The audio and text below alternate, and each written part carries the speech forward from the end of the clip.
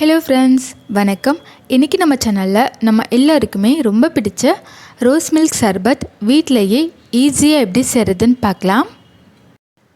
Rose milk சர்பத் பண்ணுறதுக்கு first ஒரு mixie ஜாரில் 1 டம்ளர் காய்ச்சி ஆறின பால் ஃப்ரிட்ஜில் வச்சு நல்லா சில்லுன்னு எடுத்துக்கோங்க. இப்போ நம்ம எடுத்து வச்சுருக்க பாலை சேர்த்துக்கலாம். அடுத்ததாக 2 ஸ்பூன் சுகர் சேர்த்துக்கோங்க.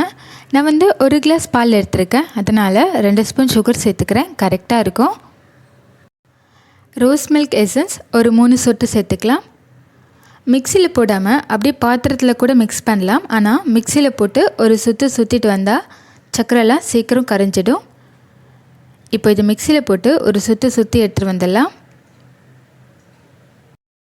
பாருங்கள், நான் மிக்சியில் போட்டு நல்லா அரைச்சி எடுத்துகிட்டு வந்துட்டேன். இப்போது இதை சர்விங் கிளாஸில் மாற்றிடலாம். இப்போது 2 ஸ்பூன் சப்ஜா விதையை 10 நிமிஷமாக தண்ணியில் ஊற வச்சுருக்கேங்க. 10 நிமிஷத்தில் நல்லா ஊறி இந்த மாதிரி நல்லா அழகாக வந்திருக்கும்.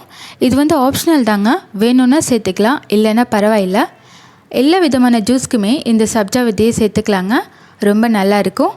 இப்போ இதிலேருந்து ஒரு 3 ஸ்பூன் சப்ஜா விதையை சர்விங் கிளாஸில் சேர்த்துட்டு நம்ம ரெடி பண்ணி வச்சுருக்க ரோஸ் மில்கையும் சேர்த்துக்கலாம்.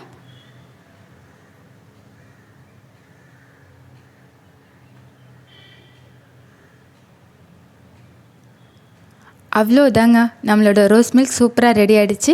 ட்ரை பண்ணி பார்த்துட்டு எப்படி இருக்குன்னு சொல்லுங்கள். உங்களுக்கு இந்த வீடியோ பிடிச்சிருந்தா லைக் பண்ணுங்கள். நம்ம சேனலை ஃபர்ஸ்ட் டைம் பார்க்குறீங்கன்னா சேனலை சப்ஸ்கிரைப் பண்ணிக்கோங்க. அப்படியே பக்கத்தில் உள்ள பெல் ஐக்கானையும் ப்ரெஸ் பண்ணிக்கோங்க. அப்போ தான் நம்ம சேனலில் என்ன வீடியோஸ் அப்லோட் பண்ணாலும் உங்களால் தொடர்ந்து பார்க்க முடியும். இவ்வளோ நேரம் என்னுடைய இந்த வீடியோவை பொறுமையாக பார்த்ததற்கு நன்றி.